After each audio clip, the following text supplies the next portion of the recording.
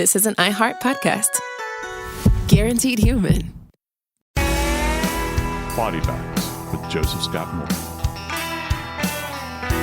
We're continuing on with our countdown of the top 10 most listened to and downloaded episodes of Body Bags over this past year. And it has been an absolute thrill to bring you all of these cases and to reveal some of the insight into the forensics behind the deaths of everyone that we talk about. But without further ado, let's get on to episode 6. I'm Joseph Scott Morgan, and this is Body Bags.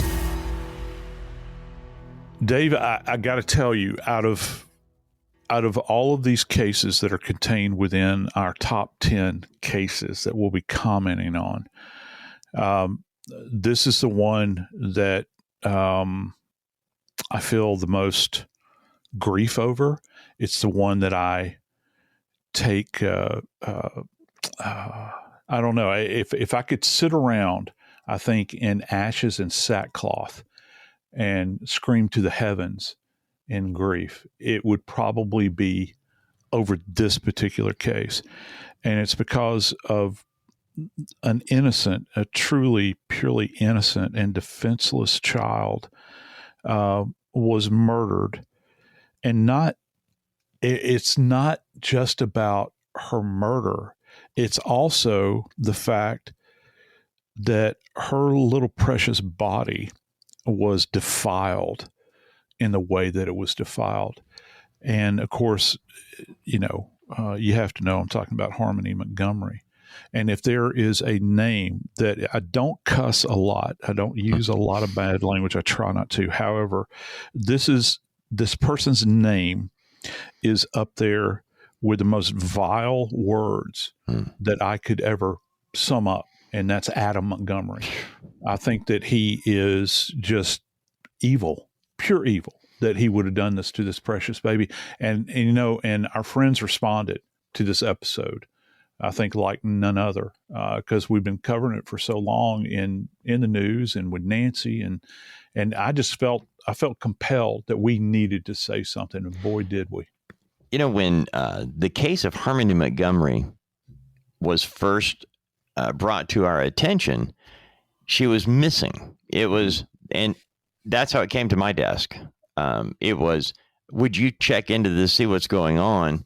Because if you can imagine, on a daily basis, there are stories, crime stories that we look at covering and determine, where we're going to invest our time today in a particular story. And whenever there's a child, and you know how Nancy is about this, sometimes, the only voice a child has sticking up for them is hers.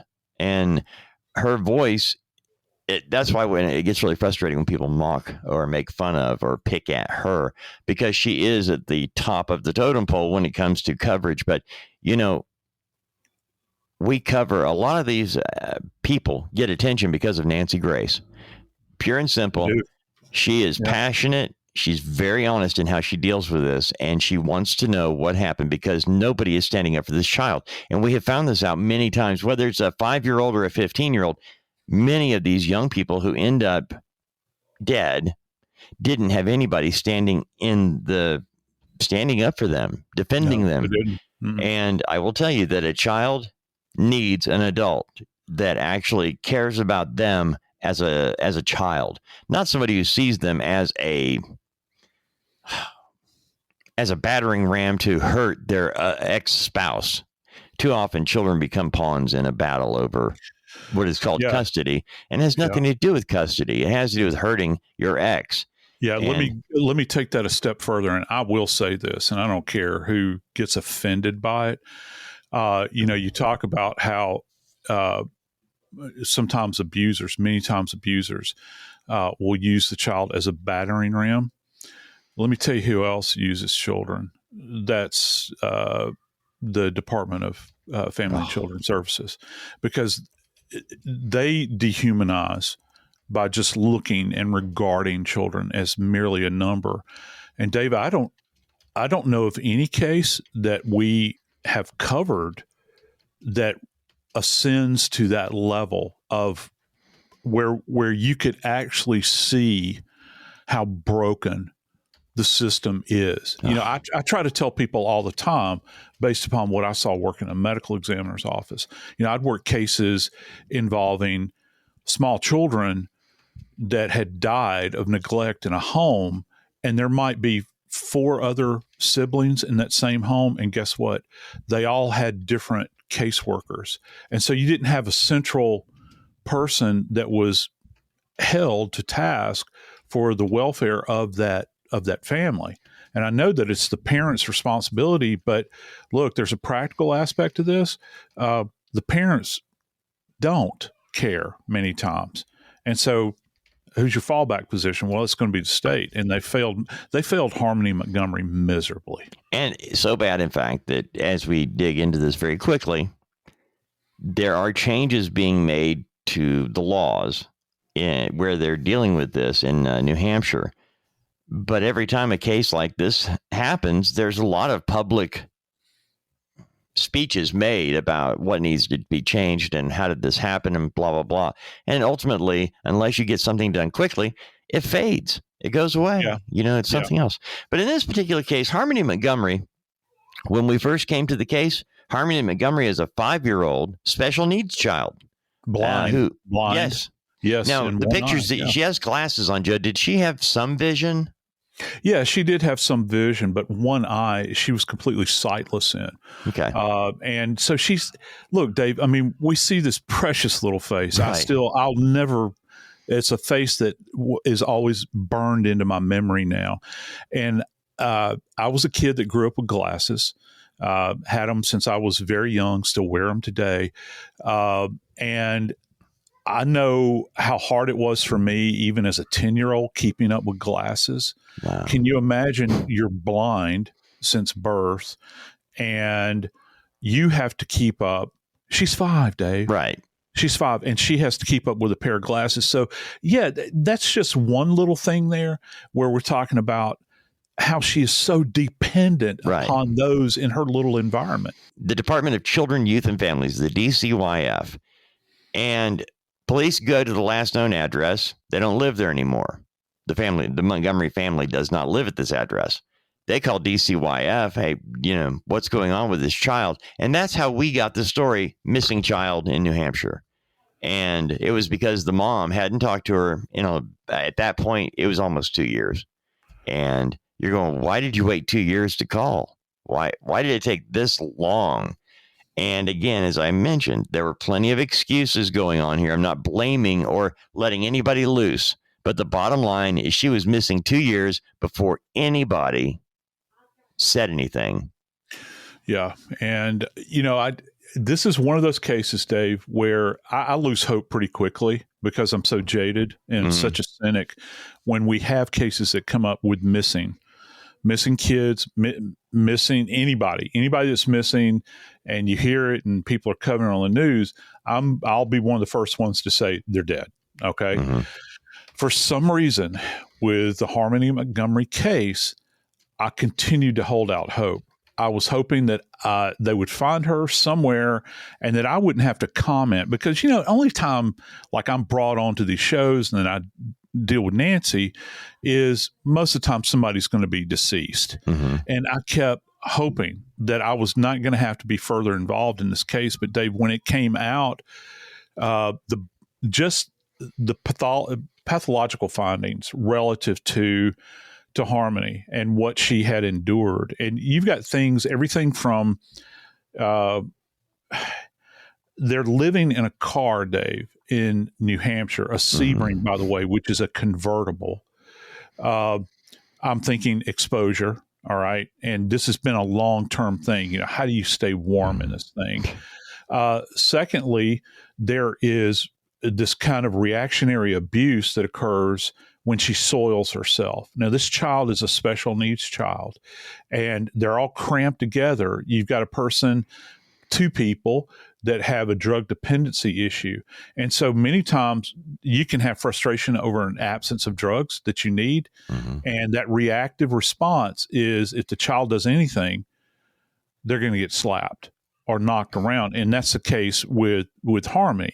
She soiled herself in the back of this raggedy old car in freezing New Hampshire. And Adam Montgomery struck her, and probably struck her multiple times over the course of her little life, because he didn't have the ability to show restraint in any way, and certainly didn't have the ability. He was absent of mercy and compassion when it came to this baby. And and then you think that she just kind of drifts to sleep. Well, Finally. and Joe, Yeah. the affidavit says this. Kayla Montgomery was Adam Montgomery's wife at the time that they're in the Sebring. And Kayla is in the back seat.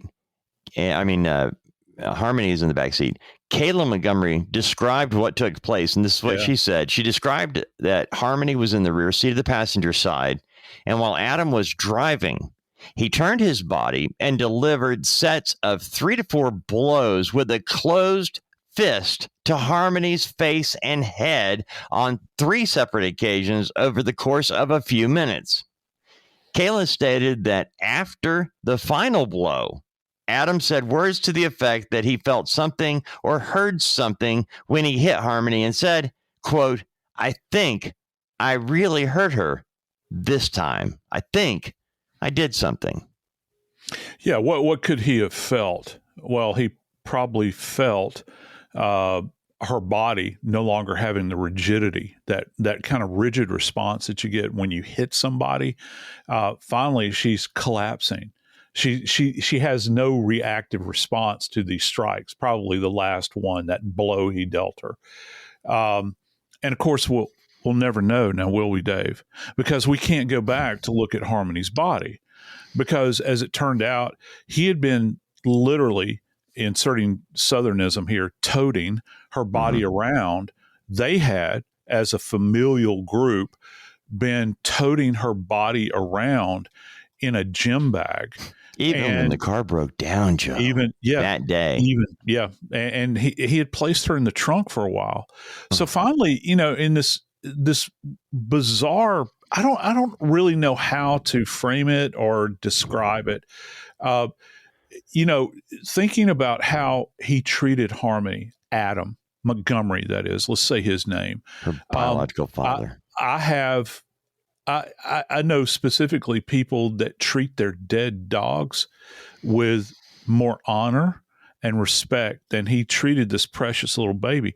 He drug her body around. Not only did he hide her in a vent inside of the apartment that they were living in, he actually took her remains to work with him, Dave, and took them and placed them inside of a walk-in cooler. And he was seen with this bag. And the last thing we know of her, and rife with irony, of course, is the fact that he was seen, according to this woman that he's involved with, she's being placed into, or what remained of her, we think, after he probably made some kind of feeble attempt to dismember those decomposing remains, of placing her in a maternity bag, gift bag, from a local hospital, rife with irony, right? And he's the last thing we know is that he's in a van and he's headed southbound out of New Hampshire into Massachusetts, where he winds up. They think the van wound up adjacent to a large kind of swampy area that, of course, that swamp area leads out into the Atlantic Ocean. Now we're talking in Revere, Massachusetts. And to this day, we have no idea where Harmony's remains are, but we do know this. We do know that evil visited this innocent little girl, and her life was a pure hell on earth.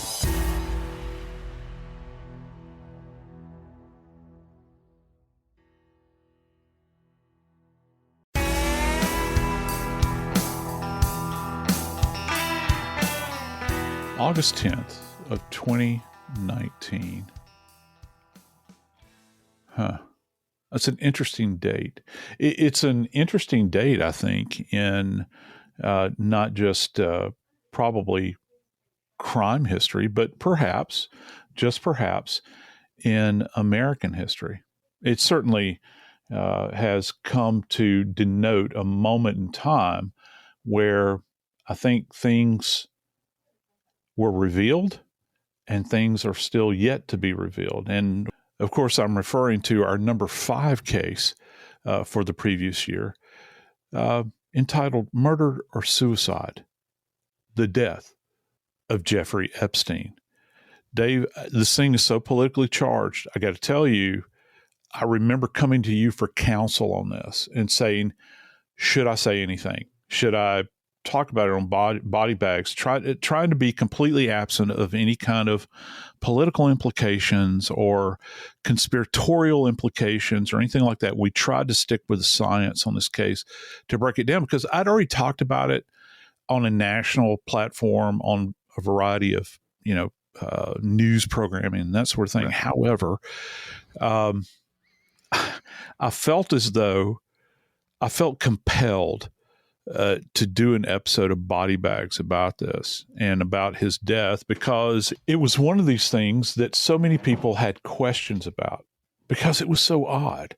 It was so very odd relative to the circumstances leading up to those final moments, or what we think were his final moments, and the mechanism by which he died, and secondly, by what was found at autopsy, which to this day, we still don't have an autopsy report. And I can't say I'm necessarily shocked, but what we do have is what my buddy Michael Bodden said. And because he was literally in attendance at the autopsy representing Epstein's family. The 6th most downloaded episode of the last year has been Jeffry Epstein. And when we started covering this case, he was not dead. He was in jail. And we were covering it on Nancy Grace. And I think you were involved in some of these episodes, the coverage before he was dead, because of the possible forensic links that could have tied him to the stories being told by victims, 20 years after the fact. But can I interject something right please. There? And this is just the way my mind works, and which is a scary thing to think about anyway. But it wasn't, the abuse is obviously horrible, that he's subjected, because we can say he's subjected. He was found guilty on at least a couple of counts, I think. Yeah. My biggest question with Epstein, Dave, was not so much about his death.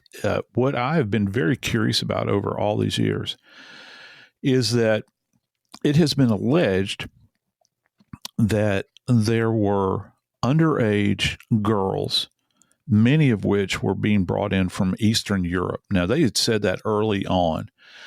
And I'm thinking, okay, he's got residences all about. Obviously, there's the place in Paris that he had. There's,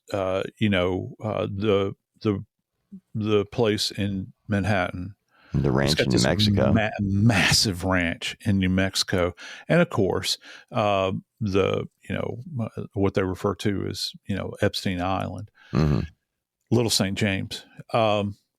But my question always was, what happened to these underage girls? My thought had always been, well, if you're bringing in this many, are you then taking them and flying them back to their points of origin and depositing them back in these little towns in Eastern Europe? Or is it something more sinister? Or do you just take them randomly and just dump them out on the streets, and they're wandering around? They can't speak the language. To the best of my knowledge, they probably don't have passports. Maybe they do. I have no idea. But my question has always been, what happened to the girls? Yeah. And again, I know that's horribly sinister on my part, but I think that it factors into this. And if you're going to make the claim, you better have the proof. Yeah, I'd agree. And so I don't know, that had always been my question, but back to the case at hand here, relative to his death. You and I both, felt as though, I think I can speak for you, my friend. We felt as though that, there was something that was certainly untoward about the way he was handled as a prisoner. Yep. But then you couple that with what these findings are that he has at autopsy, which was quite striking to me, Dave. The biggest interesting factor into the Epstein case was the little black book. Who else was involved? And I remember, and I actually went back and checked my notes from an old radio show that I was doing back 2002, 3, 4 in that area. And I remember talking then about the Lolita Express, believe it or not, that long ago, talking about this Jeffry Epstein financier who is connected to all these politicians and business leaders and whatever, and that they would take the Lolita Express with lots of teenage girls, apparently, and they would go to have escapades on his island or whatever. So it was public knowledge enough then in the early 2000s, and Bill Clinton's name was mentioned, and Bill Clinton's name has always been mentioned in this. But from the media perspective being very one-sided, you very rarely got coverage of Clinton being mentioned, even though he was mentioned a lot early on in the political climate we live in today. Every time it was mentioned, Donald Trump picture of him with Jeffrey Epstein taken in 1999, 2000 or whatever. And it just it's fascinating to see what has happened to the only business that actually is protected by the Constitution of the United States of America, where you can actually tell the truth without fear of being sent to the American version of Siberia.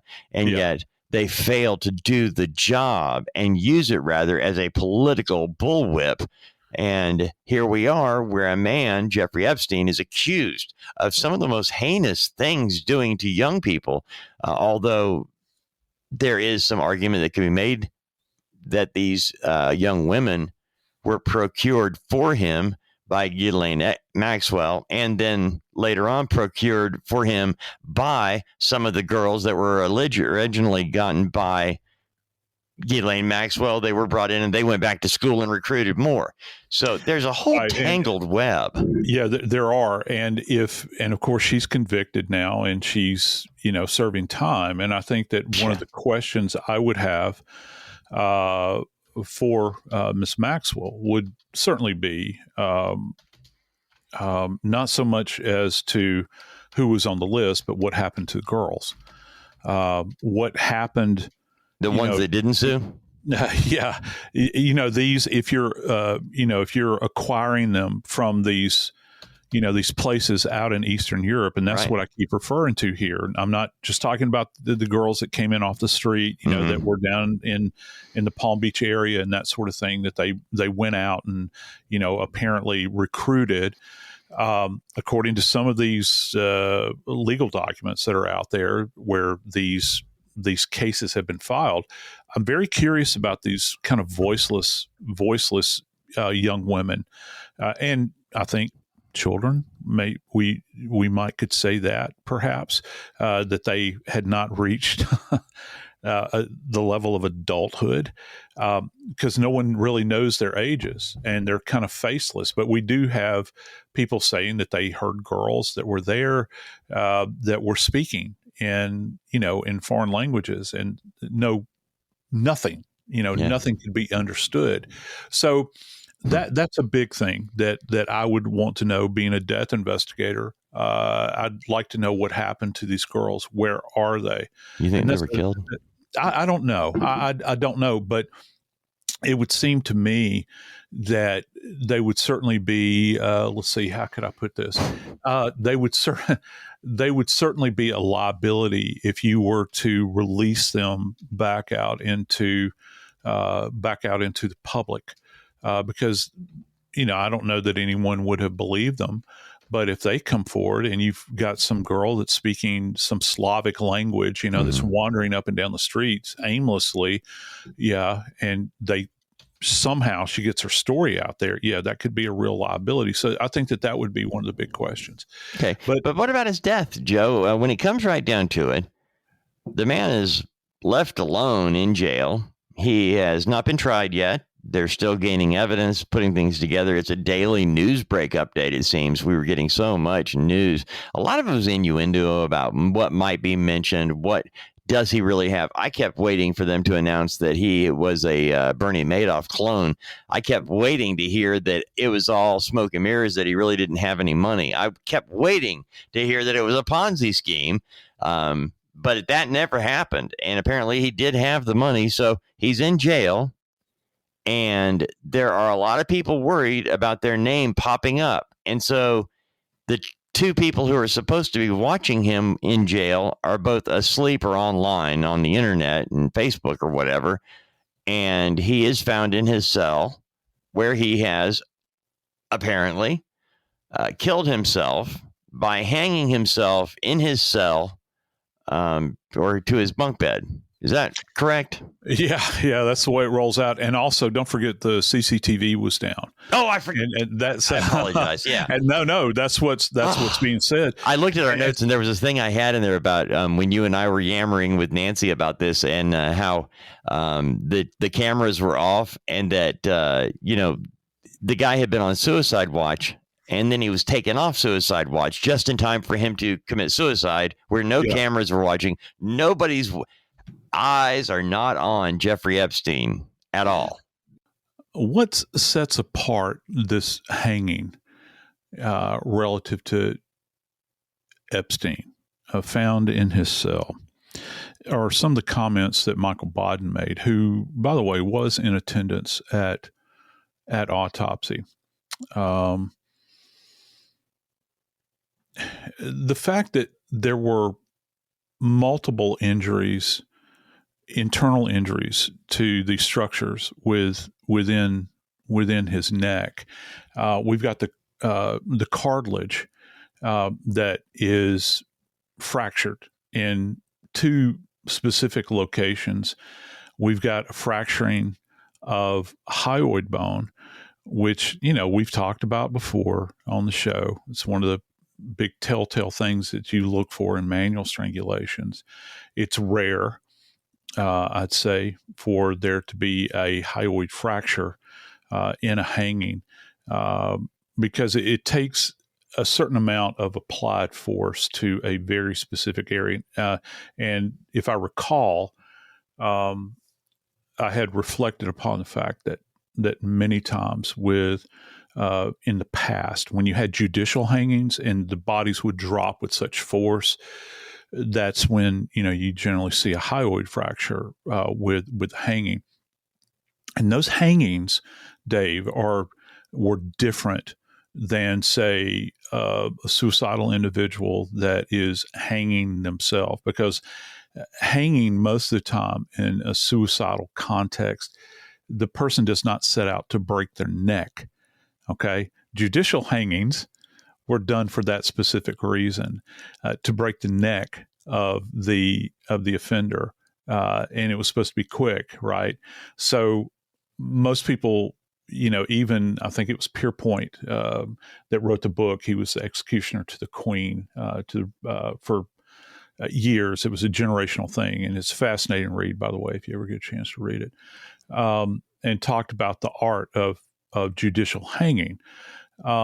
He wanted it to be quick and painless, and where you would fracture the neck and the structures of the neck, the cervical vertebra, in order to bring about a quick death. It's not what you've got here. There's no fracturing of the vertebra here. the vertebral bodies, that is. And you've got all of the stuff is anterior, which means on the front. And this is like a slow asphyxial death with ligature, but it was with enough force using what was believed to be bed sheets in order to facilitate this fracturing, this traumatic fracturing. And he didn't fall from a great height, Dave. As a matter of fact, they claim that when his body was found, he was suspended with, I think there was like a clearance of about an inch to about half an inch of his buttocks to floor, which is a measurement that we take at autopsy. And there's no photos. There's no photos of him in this suspended position, in the cell. And I'm sure they rushed over and, whoever it was that was, trying to do life-saving duties. But he had been dead, they estimated, probably for at least 2 hours, before anybody got their hands on him. Wait a minute. Yeah. You're in a jail cell. The cameras are turned off. The guards are asleep. There's nobody else. He doesn't have a cellmate, so he's by himself in his cell. He uses an orange bed sheet and somehow ties a ligature. Yeah. Is that yeah. okay? Mm-hmm. And he uses his weight then to strangle himself and is dead for 2 hours before anybody finds him. Yeah. And that's pretty much the setup. That's what we're saying here. And then you've got these uncommon insults to the neck. Or what are the uncommon insults, Joe? Well, the fracturing of the cartilage in the upper structures here. You're talking about like the larynx in this area.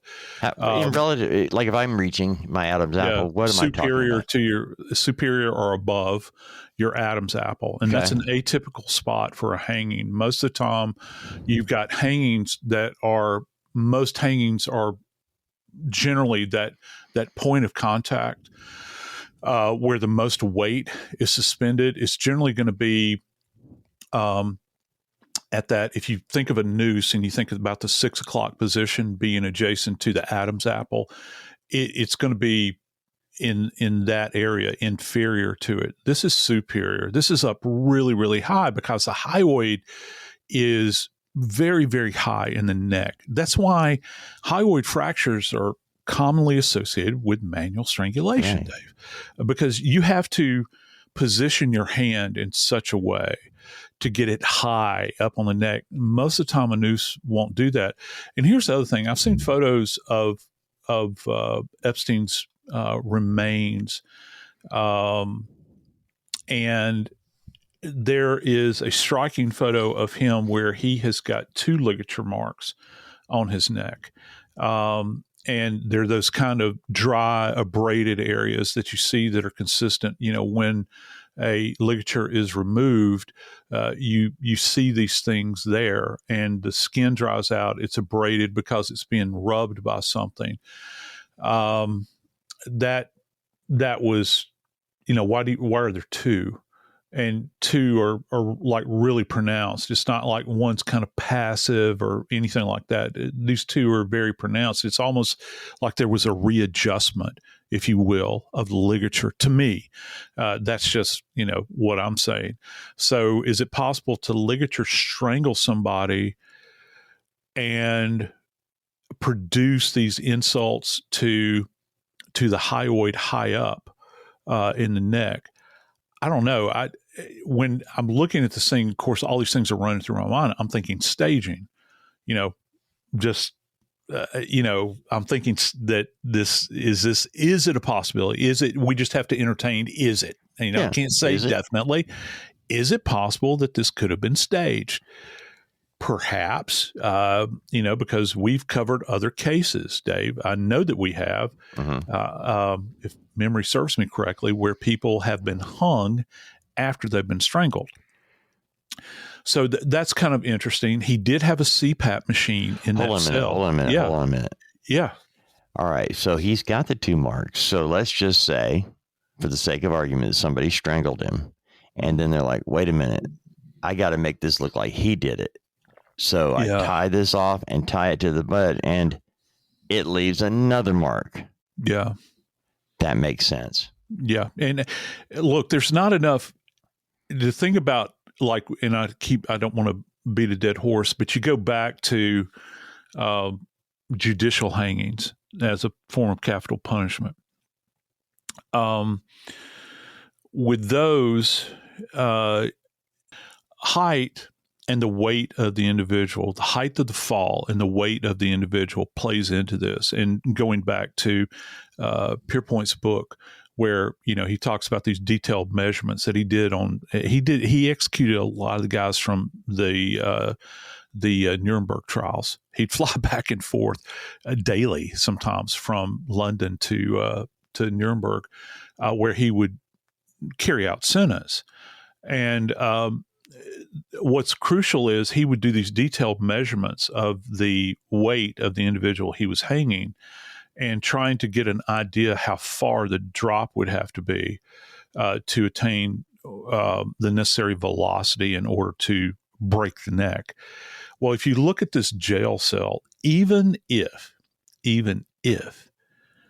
Epstein had tied off one of these torn bits of cloth from these blankets, there was not enough height to gain that much velocity to do this kind of trauma, is what it comes down to. The other thing that was troubling, and, you know, you always think about jail cells, I always envision them to be rather Spartan. His thing looked like a pig pen. When you see the interior from 60 Minutes in particular, and there's pills everywhere. You know, you've got all of these medications. There's a shelf of medications, and he had a CPAP machine, which requires electricity that you have to plug into the wall there. There's electrical These are just not things I associate with being in a jail cell. You know, it's not necessarily Spartan. It's nasty. It really is. It looked horrible. And so you've got this a rather robust electrical cord for anybody that's ever seen a CPAP machine. It's not some cheap cord that you might go down to a box store and purchase. This thing is robust. It's got a large outside sheath, covering the wires. Right. Rather robust. I've had people that have hung themselves with electrical cords.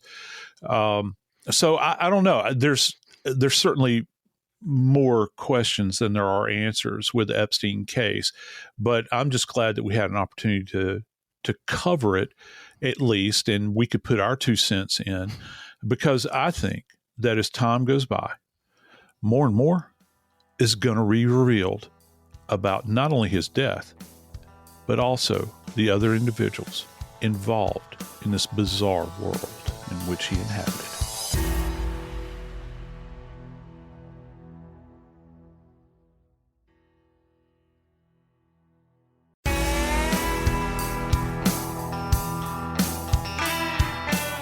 I guess probably for me, Dave, we talk a lot about our family and our childhood and that sort of thing. And, our lives are marked, I think, by locations. Would you agree with that statement? Yes. And for me, I always associate time with locations and remembrances of that location. And for our number 4 on our list of the top 10 most downloaded for this past year for body bags is one entitled "The House Is Gone: The Idaho Student Murders." When that happened, I think that myself as a professional forensic scientist, and you, as a layman, were both equally shocked, probably for different reasons, but we were certainly compelled to make comment about it. I remember feeling furious about it, and this is why. We had seen this house for so long; it had been thrown up on the screen. And not to say that everything that the media puts in front of us necessarily has value. However, in this case, that structure did have value, and it really rubbed me the wrong way when it was stated that the structure was coming down, because it just seemed like a major mistake on the part of the authorities that allowed this to happen. Whenever I see a building torn down after a crime before it's been adjudicated, my first thought is cover up. Why are you getting rid of the biggest piece of evidence we have? I don't care if it's an eyesore. I don't care if it's got tourists coming by. You know what? Until there is justice, then this needs to remain. And I even made notes on this for a couple of reasons. One in particular that hit me really hard, and it was when I was a young man in my teens, and the trial of Jeffrey McDonald was taking place in Raleigh, North Carolina. Mm-hmm. He was accused of murdering his wife and children at Fort Bragg and staging it to look like a Manson type of a murder. And they being the military police, this place, where this occurred, was military housing. Right. on the base at Fort Bragg in Fayetteville, North Carolina, and they kept it that way as it was that night when they left. After, that it was in place so that the jurors could then go to that location, and with the evidence they'd been given, these testimony they had heard about the location and what took place, they were able to look and see for themselves the actual area where this allegedly occurred, how many people would have been in there and what was taking place, so that they could judge for themselves. And Joe, that was years after. We're not talking months. We're not talking 2 or 3 years. We're talking 9 years after the murders. And it was kept in that shape, so much so that actually in the book that Joe McGinnis wrote called Fatal Vision, he actually described shutting the door and how some Valentine cards that were sitting on top of a mantle, when the door was shut, they tipped over. And he made a big deal out of it in the book. You know, how it's like this, how could those have been standing up? Saying it was staged. How could they possibly be standing up if just shutting the door now knocks them over? And I'm like, wait a minute. Okay, just to give you an idea, my first thought, I was like, you're right. That's amazing evidence. But then I went, wait a minute. You're going to tell me that you had 15, 20 police officers and paramedics taking the family out on gurneys to the hospital to see if any lives, and those cards stayed up the whole time?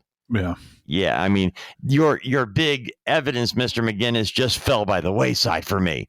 But that told me the importance. And in this particular case in Idaho, Joe, I need to see this. You can do all the digital stuff you want. I can look at it on a screen, but I want to know how the alleged killer here was able to move freely about this place, where there's two other people in the building alive downstairs who claim they didn't hear anything that was going on upstairs.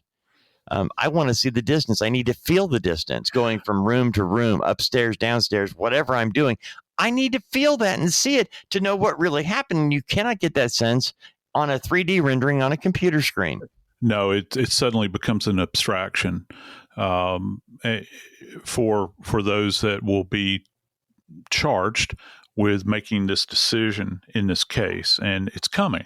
It's coming. It's staring at us right now. We're looking at that pinpoint of light in the middle of the train tracks, and that light is growing larger and larger because as of this recording that we're doing right now, I think the trial date has been set for August the 11th, which is fascinating to me because the judge has bracketed time from August the 11th until the first week of November, I think. That's when the trial is going to take place. So we're talking about just tons and tons of information that's going to be sorted through. It's going to be talked about. And I agree with you, man.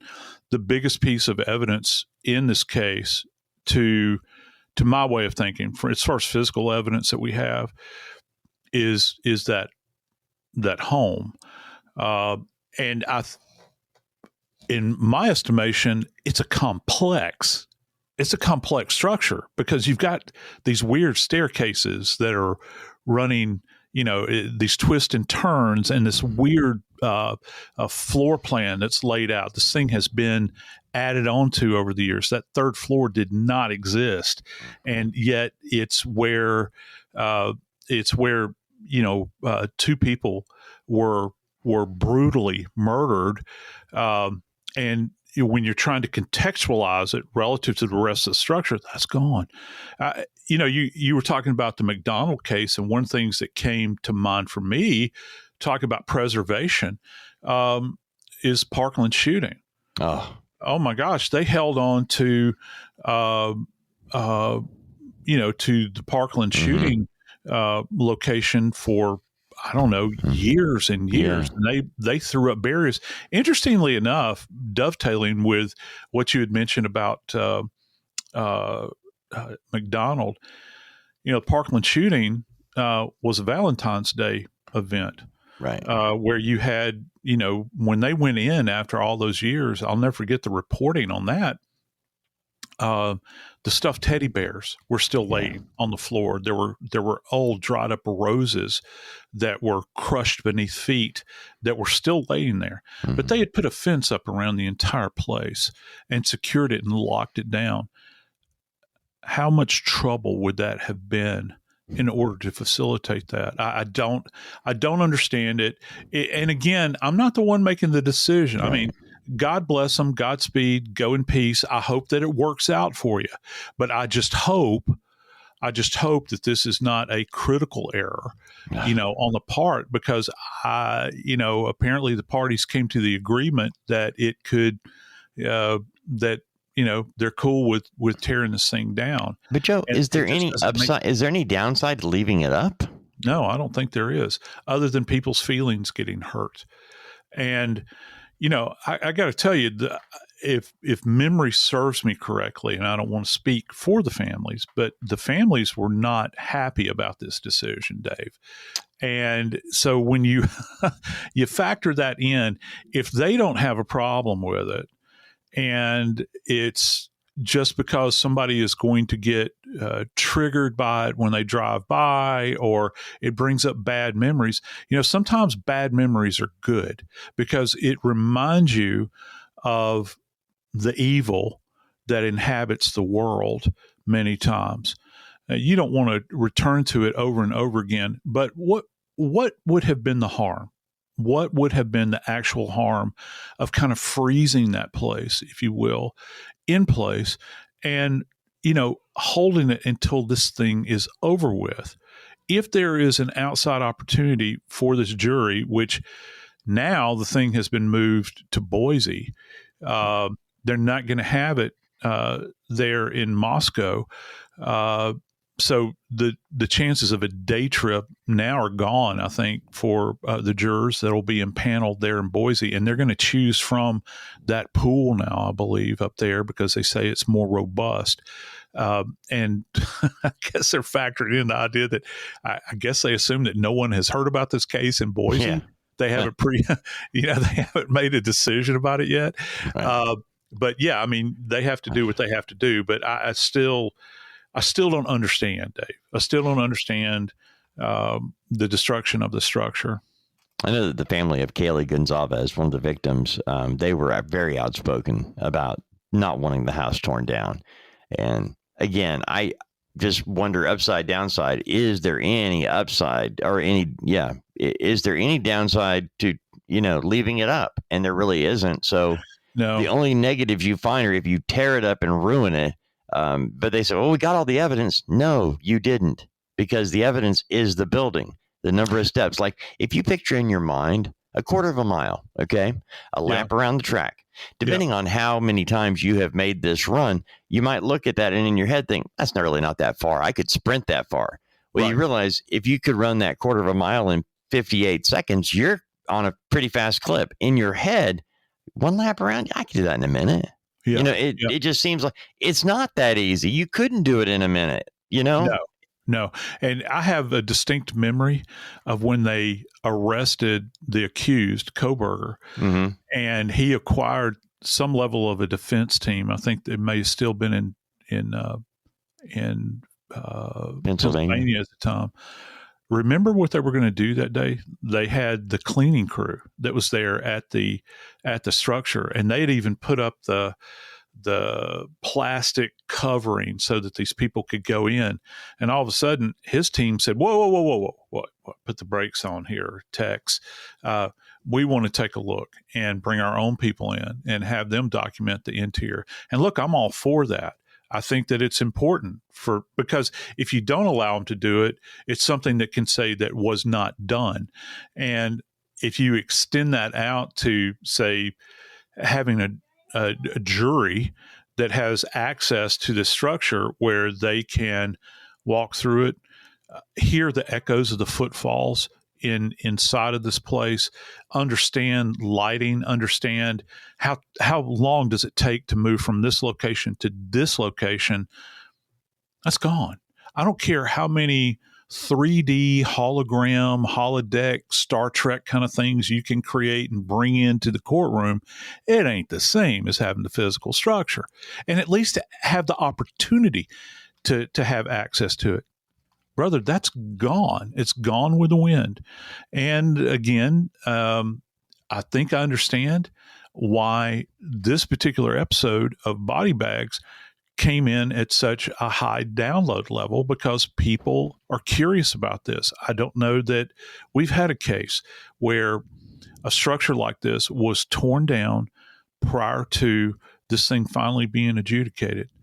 But as time goes by, we'll certainly learn more, particularly starting in August of 2025. Well, friends, that concludes our breakdown for today of episodes 6, 5, and 4. Please come back and join us tomorrow for the top 3 downloads of Body Bags with Joseph Scott Morgan for this previous year. I'm Joseph Scott Morgan, and this is Body Bags.